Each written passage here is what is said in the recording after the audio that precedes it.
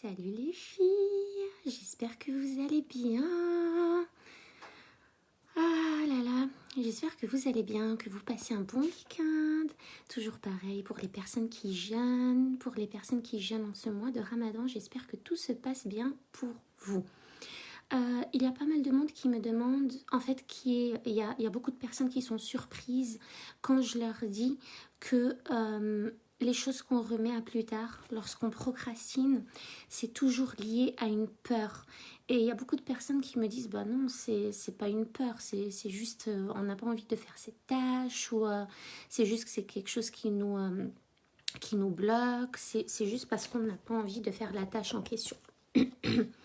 Donc, je voulais revenir sur ça parce qu'en fait, derrière chaque remise à plus tard, il y a une peur. Derrière chaque peur, il y a une croyance. Évidemment, derrière chaque croyance, il y a un besoin non nourri, etc. En fait, derrière chaque chose que vous remettez à plus tard, il y a une peur, quelle que soit cette chose-là.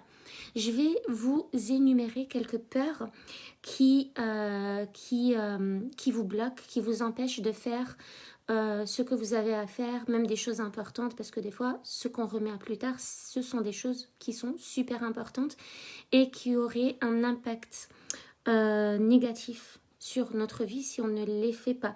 Souvent, on remet à plus tard les choses qui sont les plus importantes pour nous, même les plus prioritaires pour nous, par exemple.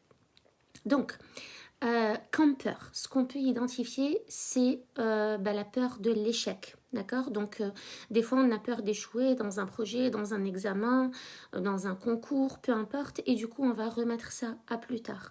Des fois, on a la peur de la réussite. On a peur de réussir. Pourquoi? Parce que souvent, il y a aussi des blessures transgénérationnelles concernant la réussite. Des fois, on a des croyances familiales comme quoi la réussite, c'est pas bon, la réussite, ça rend mauvais parce que la réussite est synonyme d'argent. L'argent, ça fait des personnes vicieuses, ça fait des personnes qui écrasent les autres, etc. Donc réussir, ça veut dire changer, ça veut dire devenir quelqu'un de pas bien. Ou alors des fois, par loyauté familiale, on va pas s'autoriser à réussir parce que personne n'a réussi dans notre famille. Du coup, inconsciemment, par loyauté familiale, on va rester à un certain niveau pour pas être jugé, pour pas être critiqué, pour pas être jalousé, pour pas être envié. Donc, essayez de vous identifier. Qu'est-ce qui vous empêche d'avancer? Qu'est-ce qui vous empêche de faire ce que vous avez à faire? Qu'est-ce qui vous empêche de faire ce que vous avez envie de faire? Il y a la peur des responsabilités. Ça arrive souvent pour des personnes à qui on propose une promotion, à qui on propose un nouveau poste avec plus de responsabilités, avec plus d'argent, avec un salaire plus élevé. Il y a des personnes qui ont peur des responsabilités. Ça arrive très très souvent aux femmes aussi de se dire j'ai pas les compétences, je suis qui moi pour avoir ce genre de responsabilité, ou alors des femmes qui associent responsabilité à abus d'autorité, du coup qui ne veulent pas de responsabilité parce qu'elles ont peur d'abuser de l'autorité des autres. Il y a des personnes qui pensent qu'avoir des responsabilités c'est travailler plus, qui pensent qu'avoir des responsabilités c'est devoir prendre des décisions importantes, donc qui ne veulent pas de responsabilité. Donc la peur de la responsabilité, d'avoir de grandes responsabilités. Et du coup, ça fait rebondir sur aussi la peur de prendre les mauvaises décisions. La peur de prendre les mauvaises décisions, la peur de faire des mauvais choix. Donc vous avez vraiment envie d'atteindre quelque chose dans votre vie, mais vous avez peur de prendre la mauvaise décision, vous avez peur de prendre le mauvais chemin, de faire le mauvais choix. Du coup, ça renvoie à l'échec, donc prendre le mauvais chemin, ce qui voudrait dire pour vous échouer, ce qui voudrait dire pour vous stagner ou alors revenir en arrière. Et du coup, ça fait peur. Du coup, des fois, on préfère rester dans notre petite zone de confort, même si ça ne nous convient pas, plutôt que d'aller de l'avant et de risquer l'échec. Donc la peur de l'échec, la peur de prendre la mauvaise décision, la peur de faire le mauvais choix. Ça, je donne souvent en exemple à mes clientes. Une personne qui est bloquée dans un rond-point et qui ne sait pas la sortie qu'elle va prendre. Elle ne sait pas du tout quelle sortie il faut prendre, elle n'a pas de GPS, elle n'a aucune idée, elle ne sait pas quelle sortie elle doit prendre pour aller là où elle a envie d'aller. Donc, est-ce que cette personne va préférer tourner dans le rond-point jusqu'à ce que par miracle sa tête lui dise où il faut sortir tout en étant sûr que c'est la bonne sortie à 500%? Ou alors, est-ce que vous préférez, si vous êtes cette personne-là, est-ce que vous préférez prendre une sortie et au moins, ça vous dira si c'est la bonne ou pas la bonne. Et si c'est la bonne, bah, tant mieux. Ça veut dire que vous aurez su sur quel chemin aller. Et si c'est pas la bonne, au moins vous savez quel chemin ne pas emprunter. Et du coup, vous pouvez revenir sur votre race, sur vos pas et prendre un autre chemin. Donc c'est vraiment ça, la peur de la mauvaise décision, la peur du mauvais choix. La seule façon de vaincre une peur, c'est vraiment de l'affronter, de la traverser et de faire un choix, de prendre une décision. Et l'échec n'existe pas. Soit vous savez ce qu'il faut faire, soit vous savez ce qu'il ne faut pas faire. Mais en tout cas, vous ne stagnez pas et vous allez continuer d'avancer. Qu'est-ce qu'il y a d'autre comme peur? Alors, il y a aussi la peur de l'imperfection. Souvent, les personnes que j'accompagne ont toutes ces peurs-là, en fait. Toutes ces peurs-là d'un coup, mais la peur de l'imperfection revient souvent. C'est-à-dire qu'on va remettre à plus tard quelque chose juste parce qu'on a peur que la chose ne soit pas parfaitement faite, parfaitement réussie, parfaitement analysée, parfaitement sûre. Vous voyez, du coup, la peur de l'imperfection risque de vous bloquer. Et moi, je dis souvent, il vaut mieux une action imparfaite qu'une parfaite inaction. La peur de l'imperfection, la perfection n'existe pas. Donc si on reste figé dans la peur de l'imperfection, en fait, on ne fera jamais, jamais, jamais rien. Ça peut être la perfection liée à un projet, à la créativité, à la mise en place de quelque chose de nouveau, à une action, quelle qu'elle soit. Ça peut être la perfection par rapport à un concours. Tant que je ne suis pas sûre d'être parfaite, d'avoir toutes mes connaissances, d'avoir une mémoire parfaite, etc., je ne passe pas le concours. On ne le saura jamais. La perfection n'existe pas. On a tous nos failles. Donc, vaut mieux faire des actions imparfaites que de rester dans la parfaite inaction et reporter en attendant d'être parfait. C'est pas possible, ça marche pas. Qu'est-ce qu'il y a d'autre? Alors, il y a aussi la peur de ne pas finir ce que l'on aura commencé. Il y a beaucoup de personnes qui restent paralysées, qui restent figées, qui restent sur place, qui stagnent parce qu'elles ont peur de ne pas finir ce qu'elles vont commencer. Mais à côté de ça, ce qui est super marrant, c'est qu'il y a aussi la peur de finir quelque chose qu'on a commencé. Donc soit vous êtes dans la peur de ne pas finir, soit vous allez être dans la peur de finir. Donc la peur de ne pas finir, c'est parce que vous avez des croyances que votre cerveau est venu vérifier au fil des années pour vous montrer qu'à chaque fois que vous commencez quelque chose, vous ne le finissez pas. Peut-être que vous vous êtes pris des remarques parce que vous ne finissiez pas juste votre assiette. Quand vous étiez petite, vous avez pris des remarques parce que vous commenciez des livres et vous ne les terminiez pas. Ou alors, vous commencez à ranger une pièce et vous ne la finissez pas. Ou alors, vous commencez un tableau en peinture, par exemple, ou en dessin, peu importe, et vous ne le terminez pas. Donc, c'est un message contraignant ou c'est une croyance qui s'est installée petit à petit depuis que vous êtes tout petit, toute petite, où vous croyez au fond de vous que quand vous commencez quelque chose, vous ne le terminez pas et du coup, vous commencez à chaque fois à avoir peur de commencer quelque chose parce que vous avez peur de ne pas le finir. Et du coup, vous allez rester dans la frustration d'avoir commencé quelque chose que vous n'avez pas fini. Et puis, vous allez commencer un nouveau projet et puis vous n'allez pas le finir. Et puis, c'est tout le temps comme ça. Et ça, c'est une des peurs qui fait que vous ne commencez plus rien. Que vous procrastinez tout ce que vous faites. Si vous avez un grand dossier à remplir de quelque chose, ça peut être pour l'école, le travail, peu importe, vous n'allez pas le finir ou vous n'allez pas le commencer du tout parce que vous avez peur de ne pas aller jusqu'au bout. Si vous avez un grand travail à rendre, vous n'allez pas aller jusqu'au bout. Si vous avez plein de choses à faire, vous n'allez pas commencer du tout parce que vous avez peur de ne pas aller jusqu'au bout. C'est aussi la peur des personnes qui font l'erreur de se faire des grosses to-do list. Des grosses to-do list où il y a une tonne de tâches à faire pour la journée et au final, elles ne font rien parce que inconsciemment, elles sont persuadées de ne pas réussir à tout faire.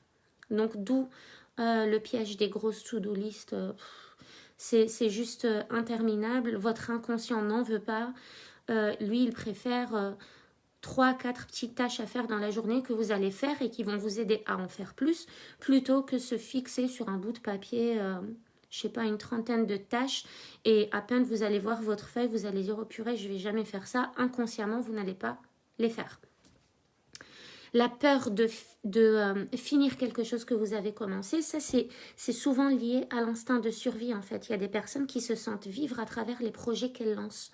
Du coup, finir un projet, c'est un peu mourir. Elles ont inconsciemment cette impression. Vous me direz en commentaire dans quoi vous vous reconnaissez par rapport à ça, mais c'est super important. Si vous êtes une personne qui remet souvent à plus tard ou qui remet certaines choses tout le temps à plus tard dans un domaine bien précis, essayez d'identifier ces choses-là et essayez de voir parmi toutes les peurs que je vous ai énoncées, quelles sont les peurs qui font que vous soyez bloqué. C'est quoi ces peurs-là? La peur de ne pas de finir quelque chose que vous avez commencé, c'est les personnes qui, par exemple, vont commencer une tonne de livres à la fois, mais qui ne vont jamais en finir un. Ou qui vont commencer un livre. Moi, ça m'arrive très, très souvent. C'est-à-dire, il y a plein de livres que j'ai envie de lire, que j'adorerais finir, que j'adorerais lire. Mais par exemple, soit je ne vais pas les finir, soit je ne vais pas les lire dans l'ordre, c'est-à-dire je vais ouvrir la table des matières et je vais regarder les chapitres qui m'intéressent et je vais aller au chapitre 3 et puis au 1 et puis au 12 et puis au 5 et piocher un peu comme ça. Mais pour moi, dans ma tête, un livre n'est pas quelque chose à lire du début à la fin, sauf si c'est un roman par exemple. Mais en tout cas, je vais aller piocher ceux qui m'intéressent dans le livre plutôt que d'aller lire des informations inutiles. Mais c'est aussi ne pas finir le livre tant qu'on n'en a pas un autre ou tant qu'on n'a pas un autre projet derrière, tant qu'on n'a pas quelque chose auquel le cerveau peut penser après. Ça, c'est vraiment pour les personnes très actives, très créatives, qui ont la soif d'apprendre, la soif de curiosité. C'est pour toutes ces personnes-là. C'est des personnes qui ont cet instinct de survie. Un projet, c'est la survie. C'est un peu comme aussi ce marchand, ce petit commerçant dans le livre de Paulo Coelho, donc l'alchimiste dont je vous ai parlé, qui tous les jours voit des gens passer à côté de lui pour aller au pèlerinage, en fait, au pèlerinage à la Mecque, à pied. Et il en rêve. Il rêve d'aller au pèlerinage, c'est son plus grand rêve. Il rêve de prendre son courage à deux mains, juste de partir. Il en rêve. Et puis Santiago lui dit mais pourquoi vous le faites pas? Pourquoi vous prenez pas vos affaires et vous partez pas avec ces gens qui passent tous les jours à côté de vous pour finir votre légende personnelle? Pourquoi vous n'y allez pas? Et il lui dit écoute mon fils, c'est mon plus grand rêve. Mais si je l'accomplis, c'est que je n'ai plus de rêve. Et la vie ne vaut pas la peine d'être vécue s'il n'y a pas de rêve. Donc c'est un peu ça, c'est vraiment ça. C'est croire que le rêve, c'est ce qui nous fait vivre, que le projet, c'est ce qui nous fait vivre, que l'objectif, c'est ce qui nous fait vivre, c'est ce qui nous fait vibrer aussi. Mais que si on accomplit tout ça, et ben finalement, on va arrêter de vivre, quoi. Donc c'est ce qui fait vivre. La peur du jugement, la peur du regard des autres. Il y a beaucoup de personnes qui ont envie de faire des choses incroyables. Quand vous les entendez, elles parlent de leur projet avec passion, avec désir, avec amour, avec excitation. Elles sont allumées parce qu'elles ont envie d'accomplir. Mais finalement, elles vont pas le faire, soit parce qu'il y a la peur du jugement, la peur du regard des autres. Je vous rappelle que la peur du jugement et la peur du regard des autres, c'est les plus grandes peurs de l'être humain quand même. C'est juste la peur du regard des autres. Si vous vous mettez en tête que les autres sont comme vous, juste avec une tête et des habits différents, vous aurez moins peur du jugement des autres. C'est-à-dire que ce que vous ressentez, les autres le ressentent aussi. Ce que vous vivez, les autres le vivent aussi. Ce qui vous anime, les autres aussi sont animés par des choses. Bref. Donc la peur du jugement et la peur du regard des autres, c'est ce qui fait partie de la peur de l'échec, la peur de réussir, etc.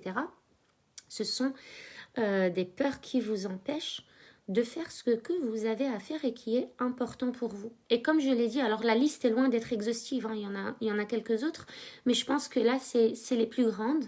C'est les plus grandes et derrière chacune de ces peurs, il y a une croyance. Donc, identifiez les choses sur lesquelles que vous procrastinez, que vous remettez constamment plus tard. Identifiez-les. Essayez de réfléchir à quelle peur se cache derrière, parmi les peurs que je vous ai citées, ou peut-être d'autres peurs que vous avez et que vous arrivez à identifier. Et derrière chacune de ces peurs, essayez d'identifier la croyance. La croyance, comme je vous ai parlé au début, par exemple, des loyautés familiales par rapport à la réussite. Personne n'a réussi dans ma famille, je ne m'autorise pas à réussir, c'est comme ça. Ou alors des croyances liées à l'argent. L'argent, ça rend vicieux. L'argent, ça fait écraser les autres. L'argent, c'est mal. L'argent, ça fait des gens pas bien, etc. Donc, ça va vous empêcher d'en avoir dans votre vie, ça. Les croyances vont vont vous empêcher d'avoir ce que vous avez envie d'avoir dans votre vie. Donc, identifiez la peur qui se cache derrière chaque croyance. Ou la croyance qui se cache derrière chaque peur, c'est pareil en fait, ça va ensemble. Une peur cache une croyance cache une peur, et tout ça, ça cache un besoin. Et identifier quel est le besoin que vous avez et qui se cache derrière tout ça. C'est aussi simple que ça, parce qu'il ne faut pas oublier, je vous ai déjà fait un live là-dessus, c'est que pour éviter la procrastination, vous pouvez rattacher ces tâches à vos valeurs, comment cette tâche-là que vous n'avez pas envie de faire va venir nourrir vos valeurs sociales, vos valeurs hautes, toutes ces valeurs-là. Et du coup, ça va donner du sens à la tâche en question. Et du coup, comme le cerveau a besoin de sens pour faire les choses, pour aller de l'avant, eh bien, vous allez commencer à les faire. C'est vraiment, ne croyez jamais que l'adulte est différent de l'enfant. L'adulte fonctionne exactement comme un enfant. Rappelez-vous toutes les fois, pour celles qui ont des enfants ou qui sont entourées d'enfants, rappelez-vous toutes les fois où un enfant vous aura dit « Mais non, mais ça sert à rien. Mais à quoi ça sert de faire ça? Mais j'ai pas envie de faire ça. Pourquoi c'est inutile ?» Ça peut être du simple lit pas fait. Pourquoi je vais faire mon lit alors que je vais redormir dedans ce soir? Ça n'a pas de sens pour un enfant. Pour les devoirs, pourquoi on fait ça en cours? On n'en aura jamais besoin. Et ça peut être pour quelque chose. Hey, Fouzia! Ça peut être pour quelque chose de plus grand, hein. Ça peut être lié, comme je vous ai dit, un examen, un concours, ça n'a pas de sens. Tant qu'il n'y a pas du sens pour un enfant, pour un cerveau, tout simplement, que ce soit le cerveau d'un enfant, d'un jeune adulte, d'une personne âgée, etc. Tant qu'il n'y a pas de sens dans ce que vous voulez faire, vous ne le ferez pas. C'est aussi simple que ça en fait. C'est le fonctionnement du cerveau. Le cerveau cherche le sens et cherche à venir nourrir des besoins et cherche à venir se prouver des croyances. Ça, j'en parle tout le temps. Les croyances, c'est le plus gros bloc du développement personnel. Votre cerveau va toujours venir vous prouver, vous montrer que vous avez raison. Il va chercher toutes les preuves que vous avez raison. Donc, si vous avez une peur et qu'il y a une croyance derrière, il va venir tout faire pour vous montrer que vous avez raison de croire ce que vous croyez. Si la croyance, c'est « je n'ai pas de compétences », il va venir vous montrer que oui, vous n'avez pas de compétences. Du coup, vous allez venir alimenter cette croyance, la confirmer, et vous allez alimenter la procrastination par rapport à la tâche en question. Si votre croyance, c'est je n'y arriverai pas, il va venir vous montrer que vous n'allez pas y arriver, et vous allez pas passer à l'action, vous n'allez pas adopter le comportement de la personne qui va y arriver, qui a envie d'y arriver, qui sait qu'elle va y arriver, qui est dans la confiance. Et du coup, vous confirmez la croyance, vous alimentez tout ça et vous alimentez la procrastination dans ce domaine-là. Vous voyez? Donc, le sens, c'est important. Identifiez vos peurs dans les tâches que vous procrastinez. Identifiez les besoins qui sont cachés derrière, les croyances qui sont cachées derrière, etc. C'est la seule chose qui va vous permettre de ne plus procrastiner ce que vous n'avez pas envie de procrastiner. Après, on s'entend bien, il y a des choses qu'on a juste envie de procrastiner, qu'on n'a pas envie de les faire. Sauf que la majeure partie du temps, on procrastine ce qui nous fait du bien. On procrastine nous-mêmes. On procrastine le temps qu'on passe avec nous-mêmes. On procrastine notre engagement vis-à-vis de nous-mêmes. Ça, c'est pas cool. Donc oui, procrastiner, ne rien faire, etc., ça peut arriver à tout le monde. Mais là, je parle vraiment des choses qui vont vous impacter, qui vont vous créer des pensées négatives, qui vont vous créer un langage interne négatif, qui n'est pas motivant. Et je rappelle, juste par rapport à la motivation, rappelez-vous de ça, je l'ai déjà dit, mais je vous le redis pour celles qui ne l'ont jamais entendu, c'est que la motivation, en fait, pour être motivé, il faut passer à l'action. C'est l'action qui crée la motivation. C'est pas d'abord attendre d'être motivé pour passer à l'action. C'est en passant à l'action que la motivation se développe et se nourrit.